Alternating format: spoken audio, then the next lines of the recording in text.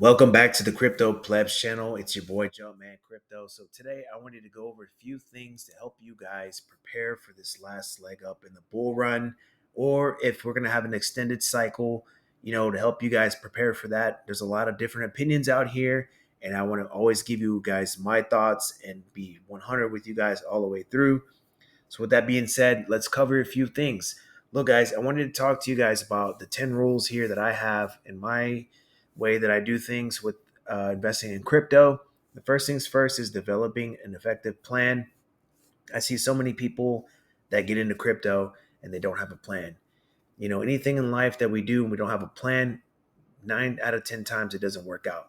So I always suggest that you guys always invest in just a notepad and a pen and maybe strategize any of your plans that you got as far as like time frame, uh, times that you may miss up, or things that you could have did better.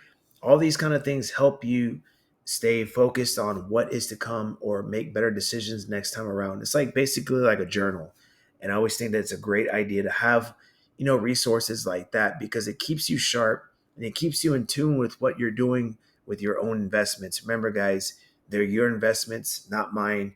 You got to take care of your own, like the way I take care of mine. Anytime that I feel like stuff's not going right, or if I could have did something better, I always reflect back to my notepad, and I like to re- look at some of the plans that I set up for myself, make sure that I'm implementing them, and make sure that I'm sticking to the strategy. And with that being said, that's actually our next topic, which is implementing an exit strategy and also implementing a strategy. It's always great to have an exit point for all your cryptos. What good is it making a 10, 15x if you're just going to ride them all the way back down? One thing that I do with some of my group members is I always go through all the coins that we are in, and we have a little sheet where we go from a bearish case to even a bullish case. And it's a great way to basically keep, the eyes on the prize, I guess, kind of outlook on your coin, and make sure that we are headed to that that price point or that we're looking for, and when we get there, making sure that we're able to pull the trigger without any type of hesitation at all. One thing that we really miss up a lot as traders is not sticking to that plan and being greedy and expecting more out of the markets when they've already gave you the opportunity to make life-changing gains.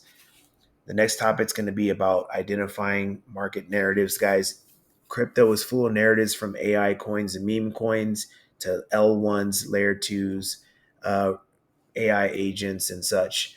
Being able to spot different narratives is going to be key in this space.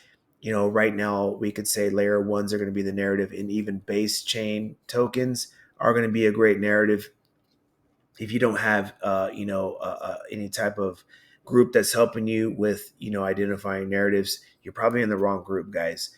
So it's always great to be able to probably strategize the next narrative, kind of look back, and sometimes even the stock market will be a great precursor of what is really to come. Like right now, a really hot topic in the stock realm is going to be all the crypto slash uh, what are they called, the crypto Bitcoin DeFi plays, whatever, that all the different stock companies that are using themselves as treasuries, like MSTR. You have, let's see, GameStop, even now, SBET, and all these other different companies that are hedging themselves with crypto.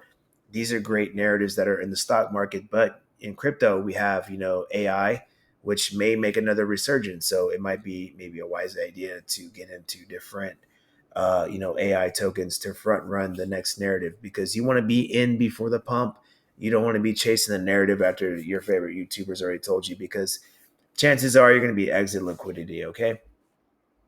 Next topic is going to be practicing good risk management, guys. Look, every time that I take a trade, I may not make the most money, but I make the money. And the reason why is because I don't like to abuse leverage. I like to stick in with, three, maybe five tops. Today we had a really bad liquidation, from Bitcoin. A lot of wells, sold off. I think there was a well that sold 25,000 Bitcoin trying to liquidate a lot of longs. And this is just what's going to keep happening, guys. It's a bull run. There's going to be, these big greedy billionaires that want to take you out of your crypto. So, when you're using 10x leverage, 100x leverage, you are contributing to the price volatility. So make sure that you guys are, you know, keeping the risk level down for yourself. It will protect you in the long run, and making sure that you guys are also using stop losses. There's a big taboo about stop losses, when to use them. This is my opinion, by the way. I only use stop losses whenever I'm protecting money. At the end of the day, if I believe in a project, it's a good layer one or a good solid project, I'm not going to play that game of putting stop losses, because what happens is you get triggered, you buy back, you put a stop loss, triggers, you buy back. You have so much short term capital gains that adds up, and it ends up taking all your money. So I don't think that's a great idea. Next one is going to be emotional discipline. This is a really big one, guys. A lot of people don't have discipline. If you guys are the people that can't resist, a soda, or you can't resist, a piece of cake or candy, then you guys may have some discipline issues when it comes down to crypto.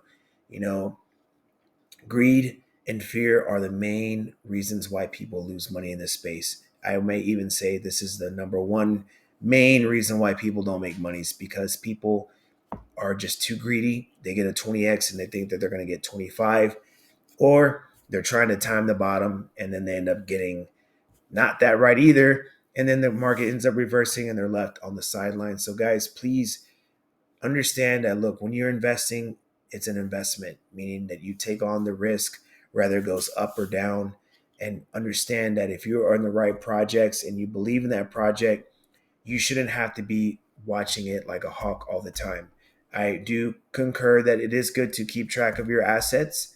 It's good to watch them from time to time. But if you are in a position to where you are constantly in fear about the asset you hold, you maybe have too much money in there, or you're not holding the right asset to begin with. The next one is going to be the commitment of learning. A lot of people join discords to get help or learn, but there's others that join discords just to get bottle fed. And these are the people that don't make money. They end up canceling their memberships because they didn't understand the lingo, or they didn't understand how to trade or whatever, because they thought they were going to come in and just get signals and get baby fed and how to make endless amounts of money. And it just does not work like that, guys. You have to go in and watch the videos. You have to put the work in. You have to pick up the dumbbells. You have to do the bench press, guys, to get stronger and working out. Well, it's the same thing with crypto. You cannot just come in here and think that you're going to be making endless amounts of money, guys, with no effort. That doesn't make any sense. So please, if you're part of a community that's doing the work, helping you guys out, I implore you guys to please utilize that every time that you get the opportunity to do that. The next one is being engaging with your community. If you have communities that are, helping, doing weekly VCs like I do, or, having any type of mods step up and help the members, that's a great place to be at. It's really great to ask questions. Just make sure the people you're asking know what they're talking about, and make sure that you guys are lifting each other up. A community is supposed to be a place where people are encouraging one another. There should never be any type of place where you guys are being shamed, or, made fun of because of whatever assets you hold or mistakes that you made in the past. We always grow from them. Look, I've made a lot of stupid mistakes, and, we grow from them. So I encourage you guys to be part of great communities that are, helpful and resourceful for you guys to make you better traders. And the last two are going to be portfolio rebalancing. Guys, it's nothing wrong with making a few cuts here and there. If you guys have an asset that's not doing well, it's not performing well, maybe it's a good idea to get rid of it. It's really good idea, like I said, to periodically check your portfolio. You don't need to check it every day, but you can maybe do once a week, analysis. Make sure that you guys are still hitting your numbers. Check your coin and make sure it's climbing, or if it's going in a downtrend. Maybe, think about, maybe de-risking, or maybe there might be a situation where you might unfortunately have to cut the asset and maybe move into a winner.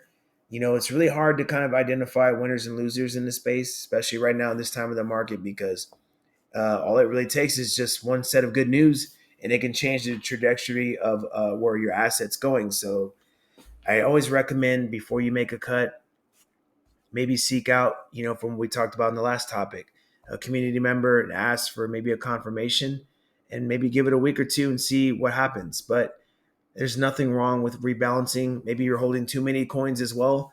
So it's better to have a portfolio that's manageable. Anybody that's holding like 20, 30 coins, that's too many. Keep it at a level where it's easy for you to maintain them. And last but not least is monitoring the performance. Apps like CoinMarketCap are great. They work wonders. They help you keep track of your asset and the progression of your coin. I recommend anybody not using it, please download it. Great, great, great app. It's worked wonders for me and my group.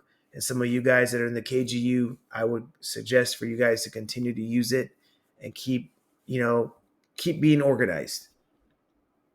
All right, last but not least, guys, before we end this out, we're going to cover a couple coins on different exchanges that we like to use. I use Coinbase and I use PHEMEX. These are all available on there, except for Kita. Kita, you have to swap on the DEX with it, but I think very soon this will be available at a lot of major exchanges, okay? So first is going to be Caspa. There's been a little bit of a lackluster with this coin. It has a lot of issues with, when they first rolled out, the whole KRC20. It was a failed launch. Ever since then, it's been kind of really underperformed. But I may add, a lot of other alts have been like that too. But it was a number one performer in the bear market. It has a big community backing, smart contracts in the end of August. I think it's fair that this coin could go anywhere between 15 to 18 cents. Keep it on your radar. I think it's definitely one that's worth a watch. I give this a level 2 medium risk. So I don't think it's that bad, but I do think the gains are a little nerfed. So just keep that on the radar. Next is going to be Say Token, part of the Cosmo ecosystem, also World Liberty Fi backed. I think this thing can go back to 75 to 90. Low risk, level 1. I've covered this many times, so we're not going to go all into it.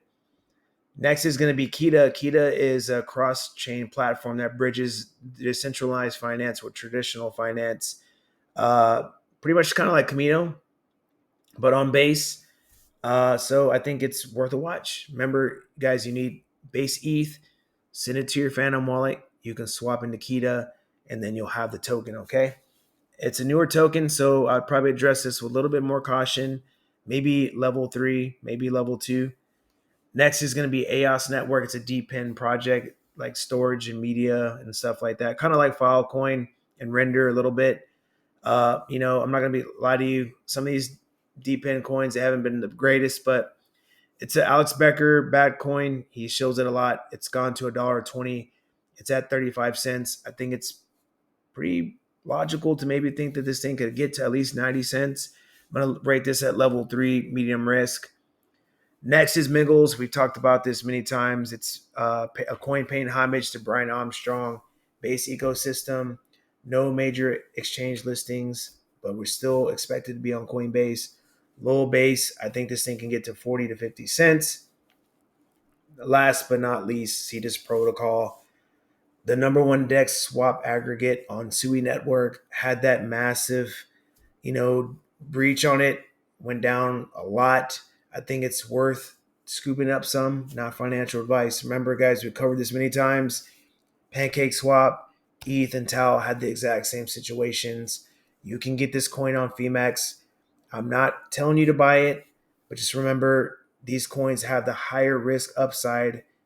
Unfortunately, I would probably have to give this a little bit more of a higher risk, but these are the ones that will give you the life-changing gains. So keep it on your radar. Guys, please, everything I say, it's not financial advice. I'm just a regular guy. Don't think that I have some type of map on how to, make people rich, even though I've done a pretty good job of it. But, like I said, we just always got to give that little disclaimer to everybody. And most of these coins are traded on PHEMEX. If you guys need links to that, they're down below. Thank you guys so much. Make sure to leave a like and subscribe.